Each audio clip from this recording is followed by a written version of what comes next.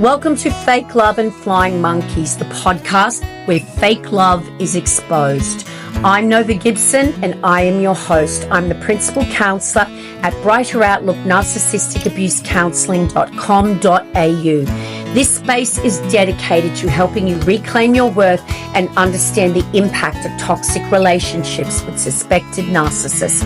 You deserve clarity, healing, and freedom from the pain of fake love and flying monkeys. So please leave a review and grab a copy of my book, Fake Love, Understanding and Healing from Narcissistic Abuse. Let's uncover the truth and take back your power.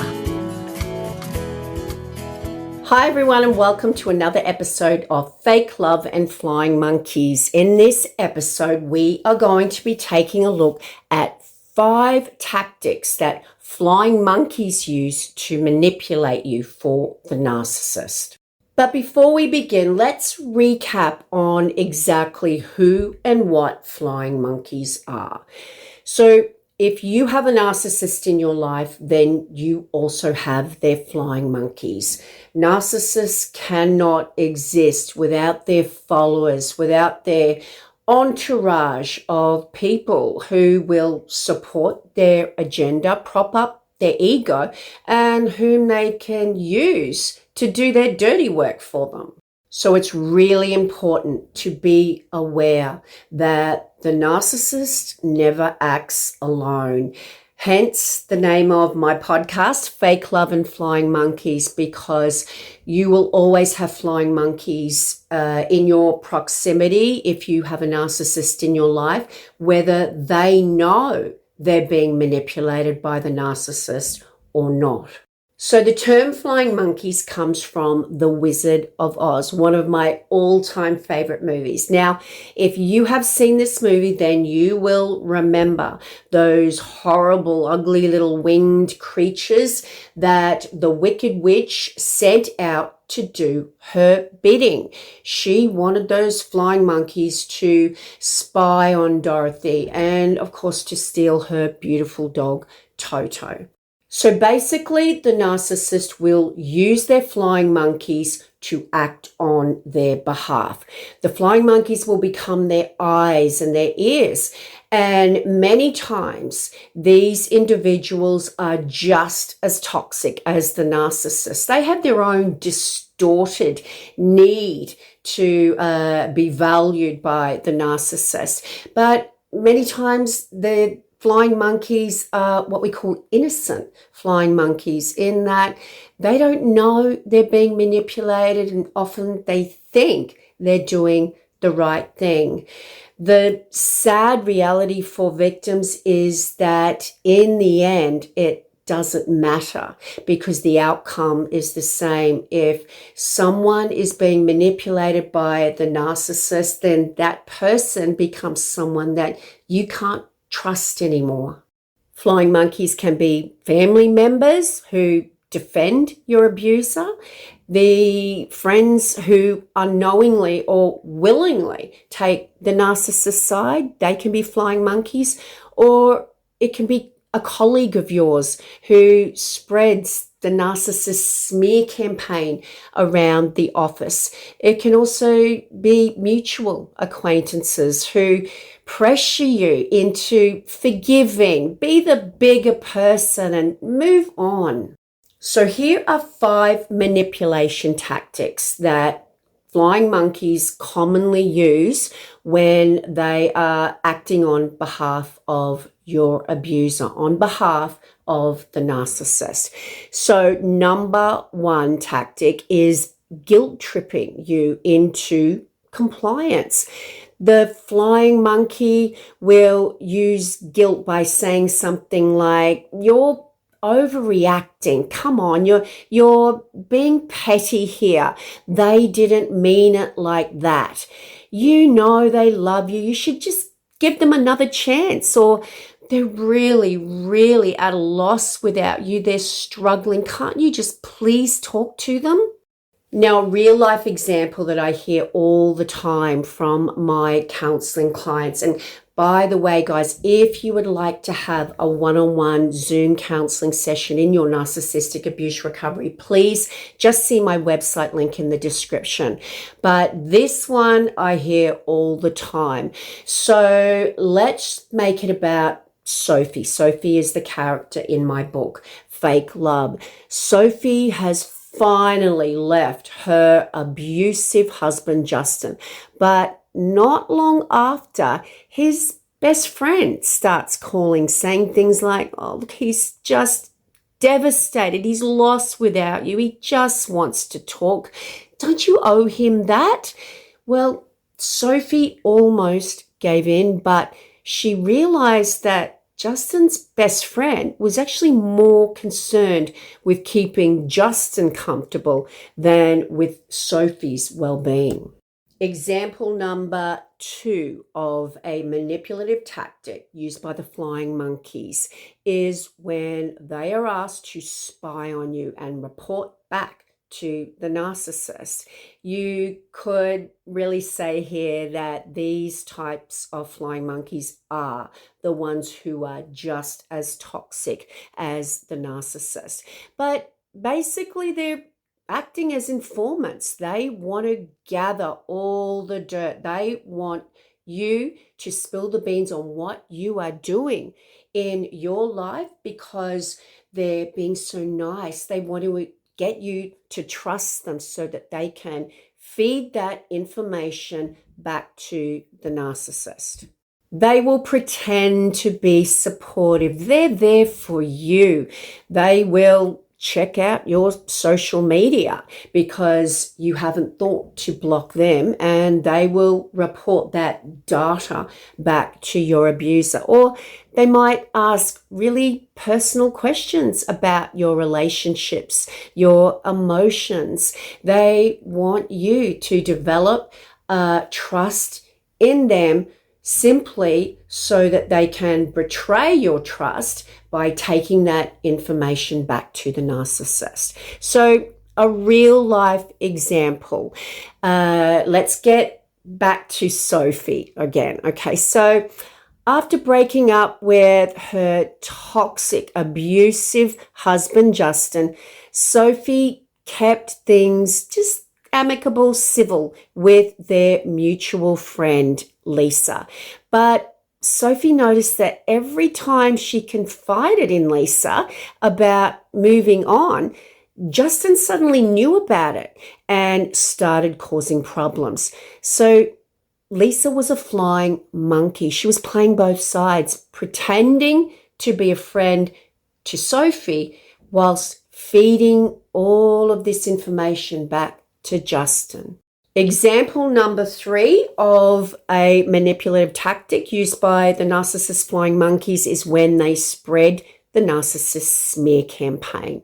So the narcissist's biggest fear in the world is exposure and losing control over how others view them, how others perceive them.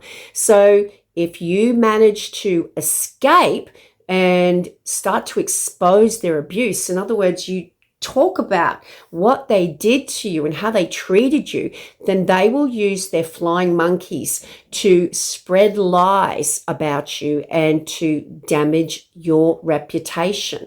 They will spread rumors. They will tell people that you're unstable, you're bitter, you're crazy. They will twist facts. They will leave information out. They will disperse stories to make the narcissist seem like the victim. They will turn mutual friends or families against you. So a real life example to explain this particular tactic would go something like this. Michael's narcissistic ex-wife, Tracy, told their children that Michael had abandoned them when he left the toxic marriage. She enlisted her sister to spread this false narrative to anyone whom would listen, especially to family and friends. Now, Michael is suddenly receiving these messages from other people accusing him of being a bad father, even though He was the one that fought for custody of them, and he was the one that was forever trying to protect them. Michael's ex-wife cried crocodile tears on the shoulders of as many people as she could, and she was convincing. People believed that she was the victim, and they started to treat Michael like the villain that she was portraying him as. Number 4 manipulative tactic used by flying monkeys is when they try and get you out of no contact. Not just get you out of no contact, but pressure you into reconciling with the narcissist. If it's a family member that you're trying to go no contact, perhaps a narcissistic mother or father, they will say things like, but they're still family. You can't just cut them off. Flying monkeys will push you into reconnecting with the narcissist by saying things like, you just need to let the past go. You're being so dramatic. It really wasn't that bad. They minimize the abuse and they make you feel like you're the problem because you put boundaries in place. This is just absolute classic manipulation to get you back under the narcissist's control. And what the flying monkey is telling you in these situations by pressuring you to go back to someone who abused you, what they're saying is that they don't care about your well-being, about your needs, your wants. All they care about is the status quo and how it affects them, and of course, how it affects the narcissist. A real life example to explain this would be when Mia went no contact with her toxic narcissistic mother. Now, Mia's aunt kept rocking up on her doorstep. She was ringing Mia all the time. When she showed up announced, she would say things like, oh, come on, Mia, your mother is heartbroken. She's your only mother. You need to talk to her. Now, in this instance, it was particularly hard for Mia to maintain her boundaries with this flying monkey because she loved her aunt. She knew her aunt thought that she was doing the right thing, and it made her feel bad to basically tell her aunt to mind her own business and that she didn't want her telling her to go back to her toxic mother.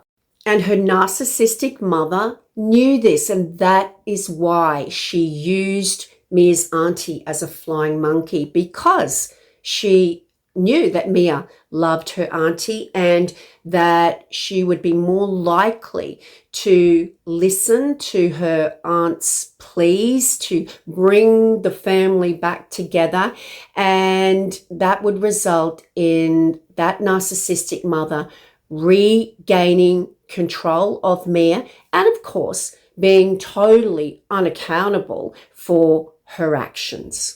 Number 5 manipulative tactic is when they use straight out intimidation and threats. There are flying monkeys who will escalate to intimidation when other tactics they've tried do not work. So this might include online harassment. Basically, you will have trial by TikTok, verbal abuse, threatening to ruin your reputation, implying that they're going to harm your career, your friendships, or even legal threats. These tactics are meant to scare you into submission, to make you silent, to make you not expose the narcissist, and of course, to get you, if they can, to break no contact.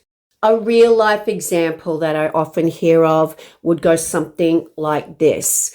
Tom finally stands up to his controlling boss, Greg, and he was absolutely shocked when Greg's assistant, Chris, started threatening Tom's job security. Chris warned him, Greg has got some pretty strong connections, and if you don't go and apologize, he's going to make sure you never work in this town or this industry again. Now, Tom knew this was just another way to keep him in line, to keep control of him. So he thankfully documented everything and sought legal advice. Now, if this has happened to you in the workplace, it often is so difficult to get any support or to be able to get consequences and justice because of the covert, passive aggressive nature of the abuse and the fact that others often don't see what's going on. Basically, the toxic narcissistic colleague or boss will use their flying monkeys to make your job, make life at work just so painful, so unbearable that you end up quitting. They want you to quit so that they don't look bad by firing you. So there are 5 very common tactics that flying monkeys will use to manipulate you on behalf of the narcissist. Now, flying monkeys may think they are just helping, but their manipulation enables the narcissist to continue controlling you and abusing you. The best way to deal with any flying monkey, whether they know they're being used or not, is to set very firm boundaries, limit your contact with them, and basically to remove all toxic people from your life. If you are approached by a flying monkey, don't justify yourself. Don't jade with them. Justify, argue, defend, and explain. Recognize their role. If they're consistently guilt-tripping you, what that means is they're not neutral. Stand your ground with any flying monkey who tries to infiltrate your peace. Don't feel like you owe anyone a relationship, even family, if they're toxic. Recognize that any reconciliation with your abuser benefits them. That benefits the narcissist and not you. Use neutral responses. Say, I've made my decision and I'm not discussing it. Remembering a healthy person who has your best interests at heart won't make you feel guilty about not explaining why. Limit what you share with the flying monkey, whether they're an innocent flying monkey or not. The reality is that they're being manipulated by the narcissist.